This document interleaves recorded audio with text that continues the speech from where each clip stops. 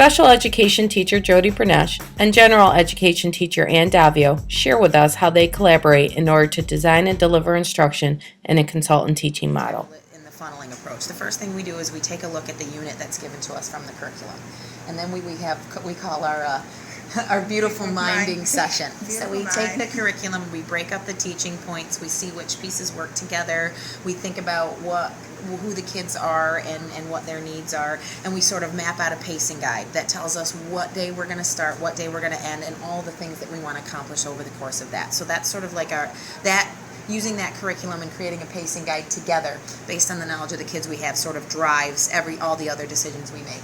Then we zero in on one day and we think about what are the end goals, what are the teaching points, what are the objectives that we need to accomplish that day based on the kids that we have.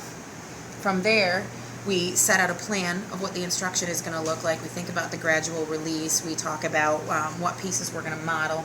We talk about what strategies we're going to use and when we're going to do things like the think aloud and what we want kids to get out of that and how we're going to check on that. And then we split up the duties. We think about what the day is going to look like from beginning to end, map out the pacing of it, and then we think about the duties. What are the things that have to happen in there? And who's better at doing specific things also. Right, so we play on our strengths and we think about that, and with my special education background and her significant English literary background, we're able to sort of take those two pieces and blend them together. So for example, today, the lesson that we put together for today, we started with knowing that our end goal was to get kids thinking about what a controlling idea is, how to discover controlling ideas when they're reading multiple texts, and how to take nonfiction and literary texts together and think about that concept of a controlling idea and a theme which is going to feed tomorrow in their construction of well-developed paragraphs. Knowing those were our end goals, then we went to text selection. And for text selection, we decided for the Think Aloud, the text that we had to pick out was a text that was going to be high interest where we could get everyone involved, and they were able to see Jody model her Think Aloud for the class and pull out. And as she was doing the Think Aloud, we were using all the strategies of a good reader that the kids learned about in the first unit.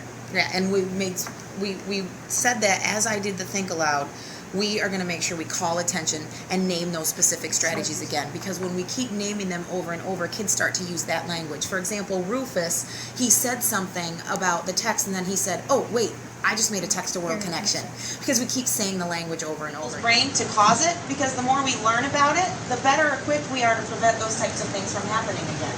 Rufus?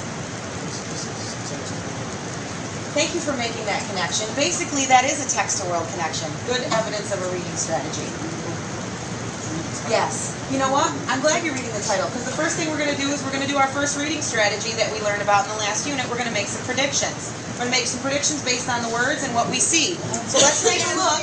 Before we go on, will you do the 999 thing right now? Yes, I will. I will explain that. In the title, you see 911. What does that mean if you call 911? That means there's an emergency. So for myself, I'm going to make a little note that if someone calls 911, there is an emergency. I will let you know as you read the article, you will see them refer to a 999 call. A 999 call is the same thing as a 911 call if you live on the other side of the Atlantic Ocean. If we lived in England right now and there was an emergency, we would dial 999. So because I know that information, I already can connect to the setting of what's happening in this article. This article is a news story from a specific spot in England. So this did not happen in the United States. Had this happened in the United States, you would see 911. We contextualized it for you so that you understand immediately that there was an emergency. But as you see, the people in the story call 999. What you're going to notice is that it's because they live in. If you did a skim and scan strategy and you previewed it, you notice that it doesn't say dollars before it's talking about this income. It says euros right here. They're in Britain, so they probably deal with British pounds and they deal with euros. So that also, these two pieces right here help me connect to where this news story is set. So I'm going to do a little bit of predicting and call some attention to my vocabulary. The first thing I'm going to notice is in the title it says girls frantic 911 call as father kills cheating wife. The word frantic might be a new word, but I can use context clues to figure out what it means. What might the word frantic mean? Scared. That's another word I can use. Shock. That's another word I can use. Girl's frantic 911 call. She's scared. She's in shock.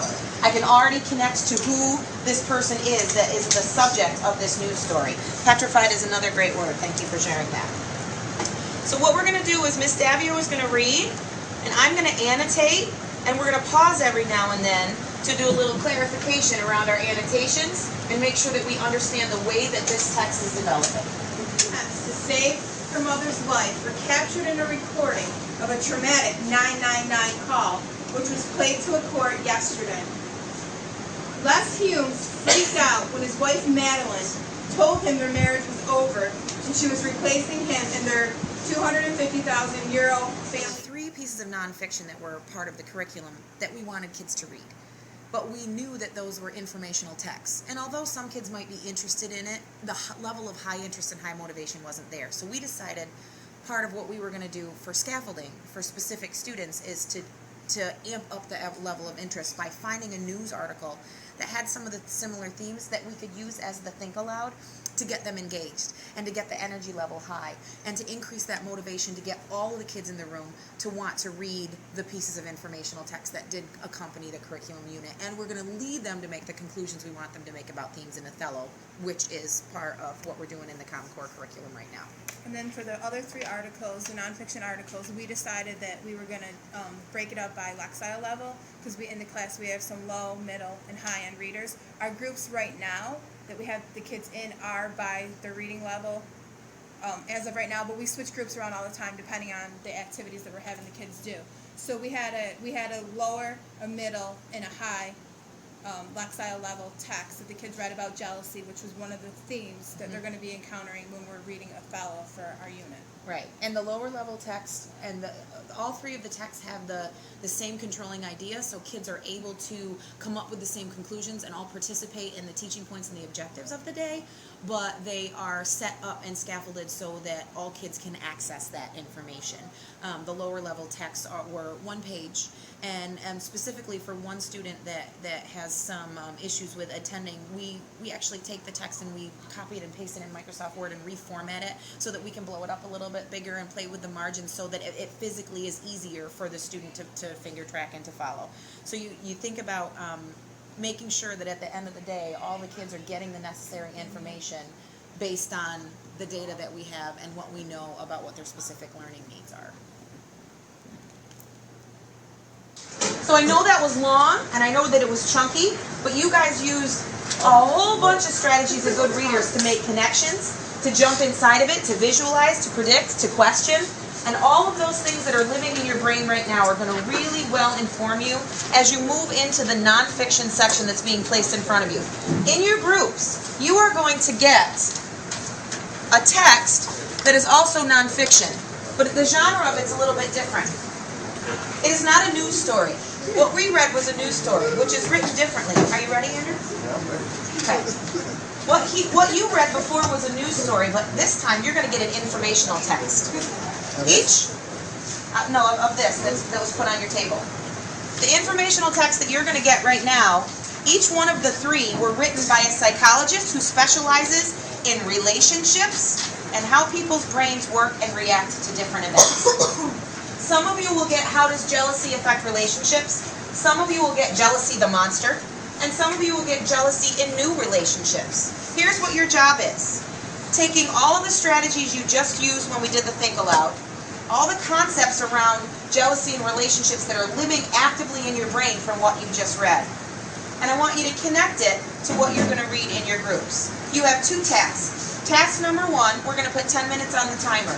You're going to read the nonfiction informational text in your group. That's task number 1. Task number 2, index cards are coming around. You are going to write down 3 conclusions that you draw from your article on your index card that we're going to use to form a controlling idea around all 4 pieces of text as we share out. So, who's going to raise their hand and tell me what 2 jobs you have in your groups right now? Yes. We have to read the nonfiction article first, and then we're going to get a few flashcards, index cards, and we have to write down. Good. One change. You're